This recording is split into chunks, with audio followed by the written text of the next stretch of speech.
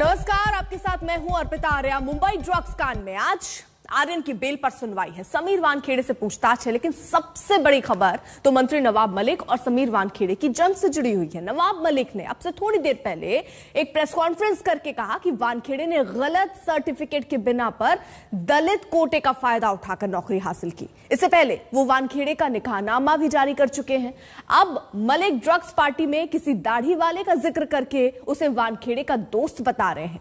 मलिक ने यह भी कहा कि वो इंतजार कर रहे हैं और जरूरत पड़ी तो वीडियो भी वो जारी कर देंगे, लेकिन उससे पहले वो चाह रहे हैं कि समीर वानखेड़े खुद इस पर सफाई दे कि आखिरकार वो दाढ़ी वाला जो उस क्रूज पार्टी में मौजूद था वो कौन था और उसको आखिरकार क्यों नहीं पकड़ा गया। क्या वो उनका दोस्त था? कुछ वीडियो उन्होंने बोला कि वो वीडियो भी आने वाले दिनों में जारी कर सकते हैं, लेकिन उससे पहले स्पष्टीकरण जरूर समीर वानखेड़े से वो मांग रहे हैं।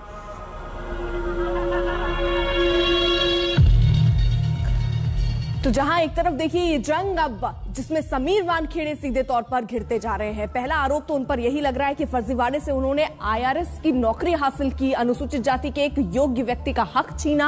वहीं दूसरा आरोप उन पर अब जो लग रहा है कि वो क्रूज ड्रग पार्टी जो चल रही थी उसमें एक दाढ़ी वाला शख्स था, वो कौन था उसकी जानकारी भी समीर वानखेड़े को देनी चाहिए। जो जांच के लिए लोग आए, क्रूज की पार्टी फैशन टीवी ने आयोजित किया था।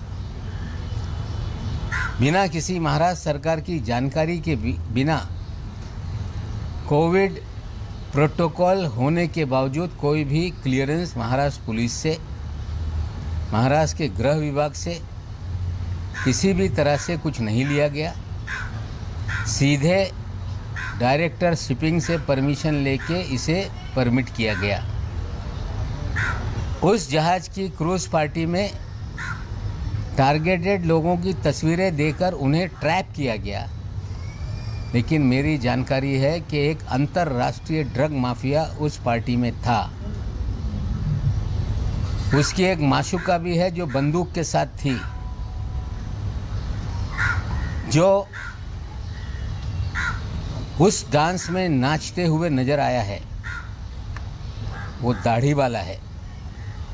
वो दाढ़ी वाला कौन है सारे NCB के लोग जानते हैं। कुछ मुझे लोग जानकारी दे रहे हैं कभी वो तिहाड़ जेल में भी था। कुछ लोग मुझे जानकारी दे रहे हैं कि वो राजस्थान की जेल में भी था। ये दाढ़ी वाला कौन है NCB उसकी तरफ भी ध्यान दे। अंतर्राष्ट्रीय ड्रग माफिया क्रूज पे है। रेव पार्टी बस करने के लिए रेड की जा रही है और क्रूज को छोड़ दिया गया। धड़ल्ले से रेव पार्टी में हजारों लोगों ने जो भी करना था वो किया। और हमें लगता है कि इस पूरे खेल में जो दाढ़ी वाला है उसकी मित्रता वानखेड़े साहब से भी है। कुछ अधिकारी मुझे बता रहे हैं कि गोवा में भी उनका बहुत बड़ा रैकेट चलता है, लेकिन जब छापेमारी की बात आती है वानखेड़े साहब उस छापेमारी से भाग लेते रहे। मैं जो लोग आए हैं जांच करने के लिए, मैं सार्वजनिक रूप से उन्हें कहता हूं कि आप क्रूज की CCTV मंगाइए, हर कमरे का CCTV, सारे डांस की CCTV, और जैसे खंगालेंगे दुनिया का एक बहुत बड़ा ड्रग माफिया उस पार्टी में था। उन्हीं लोगों ने ये पार्टी आयोजित की थी। खेल तो हो गया, लेकिन खेल का खिलाड़ी दाढ़ी लिए हुए क्यों घूम रहा है इसका जवाब NCB को देना पड़ेगा। तो नवाब मलिक ये पूछ रहे हैं कि खेल का असली खिलाड़ी वो दाढ़ी वाला आखिरकार कौन था, उसके बारे में समीर वानखेड़े को जानकारी देनी चाहिए। जरा नजर डालिए, ड्रग्स केस में मिनिस्टर वर्सेस डायरेक्टर चल रहा है। नवाब मलिक ने कहा कि RS बनने के लिए समीर वानखेड़े ने फर्जीवाड़ा किया, जिसका जवाब समीर वानखेड़े दे रहे हैं। कह रहे हैं मुझ पर जो ये आरोप लग रहे हैं वो गलत है। वहीं नवाब मलिक कह रहे हैं सर्टिफिकेट में धर्म के साथ भी फर्जीवाड़ा हुआ। उन्होंने लिखा समीर वानखेड़े ने कि मेरे पिता हिंदू हैं, मेरी मां मुस्लिम थी, मैं दोनों धर्मों को मानने वाला हूं। ये सफाई समीर वानखेड़े की तरफ से आई। वहीं नवाब मलिक के जो आरोप है वो खत्म नहीं हो रहे हैं। उन्होंने देखिए एनसीबी की जांच अब किन पर ये आज आती हुई नजर आ रही है। 6 सदस्यीय एक जांच टीम बनाई गई है और उनमें जो है आज वो टीम पहुंच भी रही है मुंबई में। इसमें जांच भी होने वाली है और कई लोगों से पूछताछ भी हो रही है। प्रभाकर सेल ने कई चीजें कही जिसको लेकर भी अब एक नया एंगल, एक नए सवाल खड़े होने शुरू हो गए कि आखिरकार क्या प्रभाकर सेल जो दावा कर रहा है कि 25 करोड़ मांगे गए थे, जिसमें 18 करोड़ में डील डन हुई थी और 8 करोड़ जो है वो सीधे सीधे वानखेड़े को जाने थे। ये सारे आरोप प्रभाकर लगा रहे हैं। वहीं देखिए आरोप क्या है। आरोप पहला उन पर ये कि फर्जी केस के दम पर वो वसूली करते हैं समीर वानखेड़े, वसूली और प्रचार के लिए बॉलीवुड को वो निशाना बनाते हैं। तीसरा आरोप उन पर है जाति प्रमाण पत्र में छेड़छाड़ कर उन्होंने नौकरी हासिल की है, दाऊद नाम उसमें उन्होंने छिपाया। आरोप चौथा उन पर यह है कि बीवी के नाम पर उनके पास बेनामी संपत्ति है। हालांकि इस पर भी उन्होंने स्पष्टीकरण दिया और यह कहा कि आप सब चेक कर लीजिए, कहीं भी कुछ भी झोल आपको नहीं मिलेगा।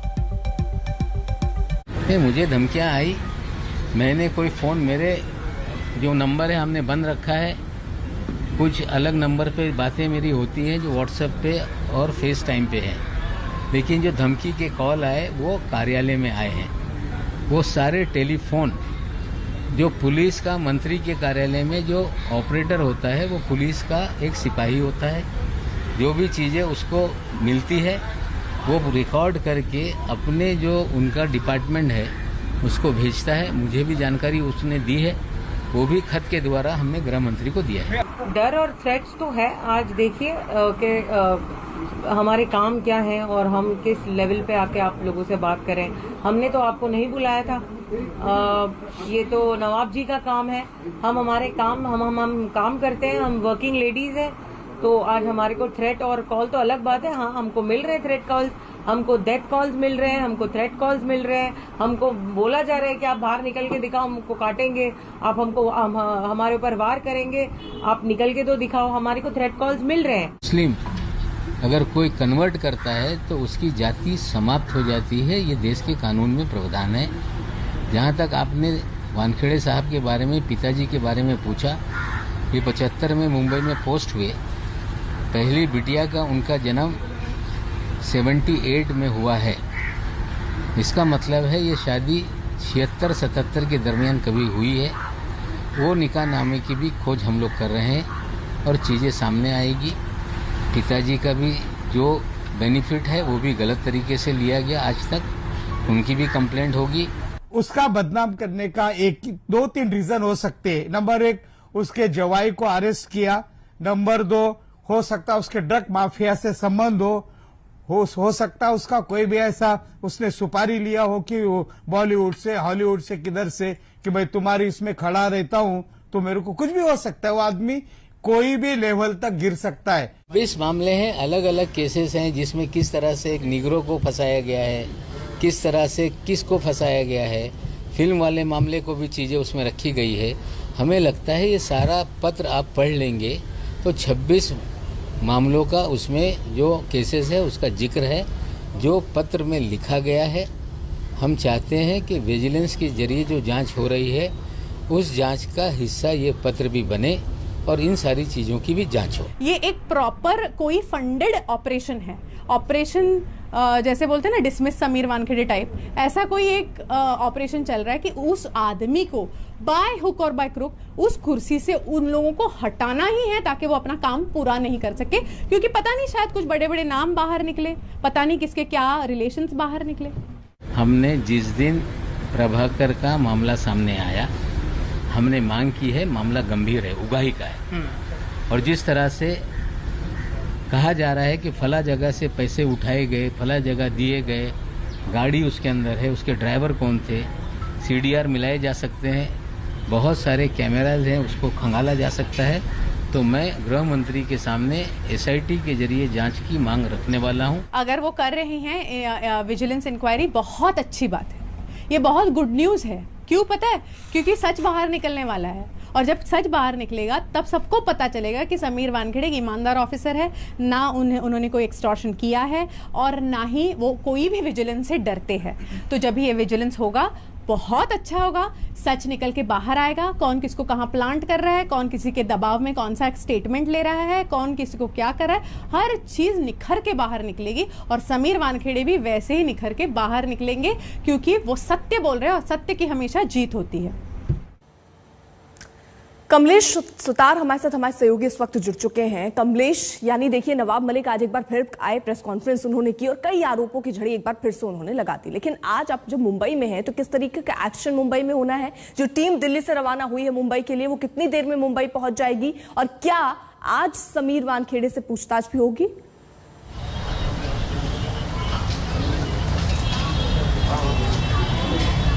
देखिए, मैं नवाब मलिक के घर पर थोड़ी देर पहले उनका प्रेस कॉन्फ्रेंस हुआ, तो जाहिर सी बात है इसी के बारे में बात करेंगे। नवाब मलिक ने आज कौन से नए आरोप जड़े हैं, दिन ब दिन जिस तरह से नए खुलासे इस मामले में हो रहे हैं, नए नए किरदार इस पूरे कहानी में जुड़ रहे हैं। आज एक नया किरदार इसमें जुड़ा है।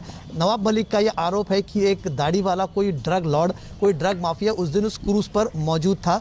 वो अपनी माशूका के साथ में वहाँ पर मौजूद था, जिसकी वीडियो भी है, ऐसा उनका दावा है। उनका कहना है कि इंटरनेशनल ड्रग माफिया जो कुछ दिन तिहाड़ जेल में भी रह चुका है, गोवा में ड्रग रैकेट चलाता है, इंटरनेशनल ड्रग सिंडिकेट चलाता है, ऐसे ड्रग माफिया का वहां पर होना उसे नजरअंदाज किया गया और कुछ लोग जो क्रूज पर जाने थे उनको पहले ही पकड़ा गया। तो एक सोची समझी ये साजिश जैसा उनका कहना है, फ्रेम किया गया, लोगों को फंसाया गया है इसमें और एक ड्रग लॉर्ड जिसको पकड़ना जरूरी था वहां पर, उसे वहां पर छोड़ दिया है, नजरअंदाज किया गया है और वो शायद समीर वानखेड़े के दोस्त थे। तो एक नया आरोप भी लगाया है उन पर और दूसरी तरफ एक नया खुलासा भी उन्होंने किया है, एक नया किरदार भी जुड़ा है। अब ये ड्रग माफिया कौन है, ये कौन सी देश का नागरिक है, ये ढूंढना चाहिए, ऐसा उनका कहना है। और अगर एनसीबी ढूंढती है तो वो उन्हें मदद करेंगे इस बात में। एनसीबी अगर उनसे पूछताछ करती है, जानना चाहती है वो कौन है, तो नवाब मलिक उसकी जानकारी उनके साथ साझा करेंगे।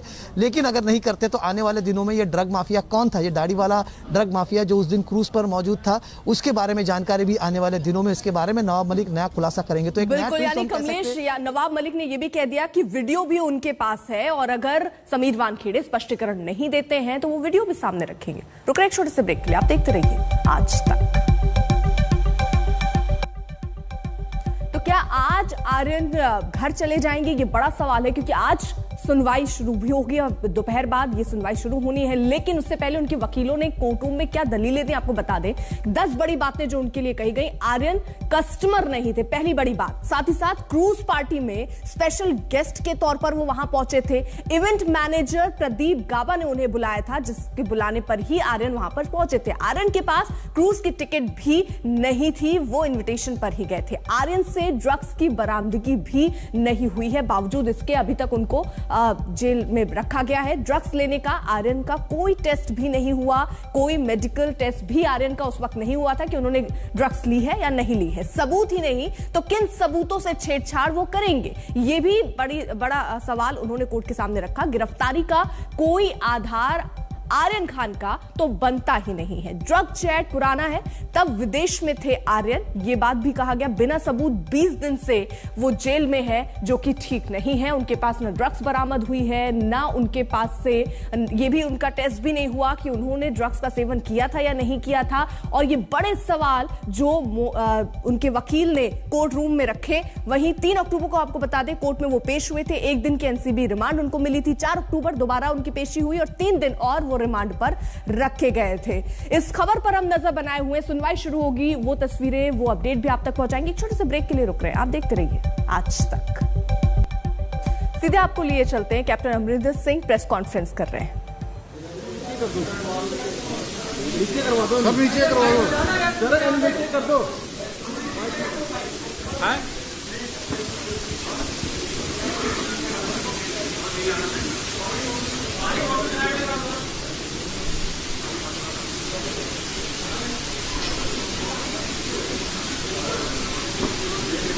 सीधी तस्वीरें आ रही हैं चंडीगढ़ से, जहां पर पंजाब के पूर्व सीएम अमरिंदर सिंह अब से थोड़ी देर में देखिए मंच पर बैठे हुए हैं और संबोधित भी करेंगे। और कई कयास लगाए जा रहे हैं, ऐसा माना जा रहा है कि आज नई पार्टी का ऐलान कर सकते हैं, क्योंकि तब से ही सुगबुगाहट तेज हो गई थी जब अमरिंदर सिंह ने अपने पद से इस्तीफा दिया था। उसके बाद भी सवाल उठने लगे थे कि आखिरकार अमरिंदर का अगला स्टेप क्या होगा, कुछ लोग कह रहे थे कि बीजेपी में जा सकते हैं, लेकिन उस बात को नकारा खुद अमरिंदर सिंह ने और ये कहा कि वो कुछ बड़ा फैसला लेंगे लेकिन वक्त आने पर ही। तो क्या आज वो वक्त आ गया, ये बड़ा सवाल है। क्या आज वो कोई अलग पार्टी का ऐलान कर सकते हैं? मंच पर बैठे हुए चंडीगढ़ से सीधी तस्वीरें हम आपको दिखा रहे हैं। कद्दावर नेता कांग्रेस के अमरिंदर सिंह, जिनका जाना एक तरीके से हलचल पैदा करके गया पंजाब की राजनीति में। हमने देखा नवजोत सिंह सिद्धू से लगाकर जो टकराव की स्थिति उनकी बनी रही, उसके बाद ये नजरें बनी हुई थी कि आखिरकार कैप्टन अमरिंदर का अगला कदम, अगला फैसला क्या होता है। सत्येंद्र हमारे साथ, हमारे सहयोगी इस वक्त जुड़ चुके हैं। सत्येंद्र, नजर इस बात पर कि क्या आज अलग पार्टी बनाने का ऐलान कर सकते हैं क्या कैप्टन अमरिंदर? देख लो बाहर अगर कोई है खड़े। शायद उन तक आवाज नहीं पहुंच रही, एक बार फिर से कनेक्ट करने की कोशिश करेंगे। लेकिन इस बीच ये जो सीधी तस्वीरें आ रही है वो आपको दिखाते हैं, चंडीगढ़ से सीधी तस्वीरें, जहां पंजाब के पूर्व सीएम कैप्टन अमरिंदर सिंह इस वक्त मौजूद हैं। प्रेस कॉन्फ्रेंस आपसे थोड़ी देर में शुरू हो जाएगी, जब वो संबोधित करेंगे और ये बताएंगे कि आखिरकार उन्होंने क्या बड़ा फैसला सोचा है, या वो आने वाले समय में वो बड़ा फैसला करने वाले हैं। क्या नई पार्टी का ऐलान वो आज कर देंगे, जैसी संभावनाएं जताई जा रही हैं। साथ ही साथ सवाल यही था कि आखिरकार जो राजनीति की इतनी परख रखते हो वो कैप्टन अमरिंदर सिंह, खुद को जो दरकिनार किया गया कांग्रेस पार्टी में, उसके बाद उनका फैसला क्या होता है। नजरें बहुत दिन से, उसी दिन से एक तरीके से कहें टिकी हुई थी जब उन्हें लेटर दिया गया। उनके खिलाफ जो विधायक थे वो सोनिया गांधी तक पहुंचे थे अपनी चिट्ठी लेकर। उसके बाद यही सवाल था कि अमरिंदर सिंह का अगला स्टेप क्या होगा। अब से थोड़ी देर में हो सकता है तस्वीर भी साफ हो जाए।